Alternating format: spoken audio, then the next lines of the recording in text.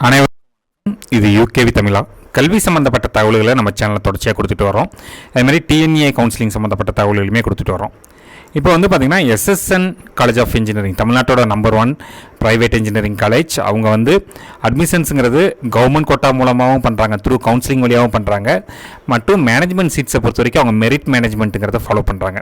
So அந்த management அட்மிஷன்ஸ்க்காக இவங்க வந்து இப்போ ரீசெண்டாக ஒரு எக்ஸாம் ப்ளஸ் ஒரு இன்டர்வியூ ப்ராசஸ் வச்சுருந்தாங்க. அதோட ரிசல்ட்ஸ் எப்போன்ட்டு பேரண்ட்ஸ் அண்ட் ஸ்டூடெண்ட்ஸ் வெயிட் பண்ணிக்கிட்டே இருந்தாங்க. இப்போ எஸ்எஸ்என் காலேஜ் ஆஃப் இன்ஜினியரிங்கோட மேனேஜ்மெண்ட் கோட்டா அட்மிஷன்ஸ்க்கான ரிசல்ட்டுங்கிறது ரிலீஸ் ஆயிடுச்சு. ஸோ நிறைய பேரண்ட்ஸ் என்ன சொன்னாங்க அப்படின்னு பார்த்தீங்கன்னா, மெயில் வரலை, அந்த மெயிலுக்காக வெயிட் பண்ணிட்டு இருக்கேன் அப்படிங்கிற மாதிரி சொன்னாங்க. ஸோ நான் ஒரு விஷயத்தை கிளியர் பண்ணிடுறேன். ஆக்சுவலாக இதில் வந்து பார்த்தீங்கன்னா யாருக்குமே மெயில் வராது. நீங்கள் என்ன பண்ணணும் அப்படின்னு பார்த்தீங்கன்னா, எஸ்எஸ்என் காலேஜ் ஆஃப் இன்ஜினியரிங் அப்படிங்கிற அந்த வெப்சைட்டில் போயிட்டு அவங்களோட அட்மிஷன்ஸ் டேப்பில் போயிட்டு உங்களுடைய லாகின் கிரெடென்சியல்ஸ், அதாவது யூசர் நேம் மற்றும் பாஸ்வேர்டை கொடுத்து பார்த்தீங்கன்னா உங்களுக்கு அங்கே ஒரு அலாட்மெண்ட் ஆர்டருங்கிறது இருக்கும். ஸோ அதிலேயே அவங்க தெளிவாக கொடுத்துருக்காங்க, என்ன டிபார்ட்மெண்ட் அலோகேட் பண்ணியிருக்காங்க, என்ன பேஸ் பண்ணி, அதை ஈவன் கம்யூனிட்டி முதற்கொண்டு கம்யூனிட்டி பேஸ் பண்ணியும் சீட்டுங்கிறது அலோகேட் பண்ணியிருக்கிறாங்க. அதுபோக பார்த்தோம் அப்படின்னு பார்த்தீங்கன்னா என்ன ஃபீஸ் கட்டணும், என்னைக்குள்ளே கட்டணும், எல்லா டீட்டெயில்ஸுமே மிகவும் தெளிவாக கொடுத்துருக்குறாங்க.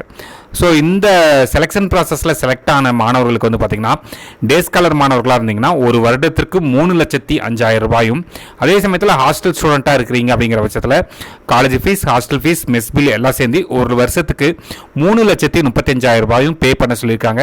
இது அரௌண்ட் ஒரு 10லேருந்து 12ஆம் தேதிக்குள்ளே நம்மளுக்கு பே பண்ண சொல்லியிருக்கிறாங்க, ஜூலை 12க்குள்ளே. அதுபோக என்ன மாதிரியான கட் ஆஃப் வாங்கின மாணவர்களுக்கெல்லாம் சீட்டு கிடைச்சது அப்படிங்கிற தகவல்கள் நிறைய பேர் கேட்டுக்கிட்டு இருந்தாங்க. ஸோ அவங்களுக்கு சொல்லிடுறேன். ஸோ எனக்கு தெரிஞ்ச வரைக்கும் பார்த்தீங்கன்னா, எனக்கு கிடைச்ச தகவல் படி பார்த்தீங்கன்னா பெரும்பாலும் இந்த டிபார்ட்மெண்ட்ஸ் அலோகேட் பண்ணதெல்லாம் பார்த்தீங்கன்னா பியூர்லி பேஸ்ட் அப்பான் தி கட் ஆஃப் மார்க்கை பேஸ் பண்ணி தான் அலோகேட் பண்ண மாதிரி தெரியுது. அதில் அவங்க வச்ச அந்த ஆப்டிடியூட் கொஸ்டின்ஸ் ப்ளஸ் இன்டர்வியூ ப்ராசஸ்ங்கிறது அதை கன்சிடர் பண்ணாங்களான்னு தெரியல.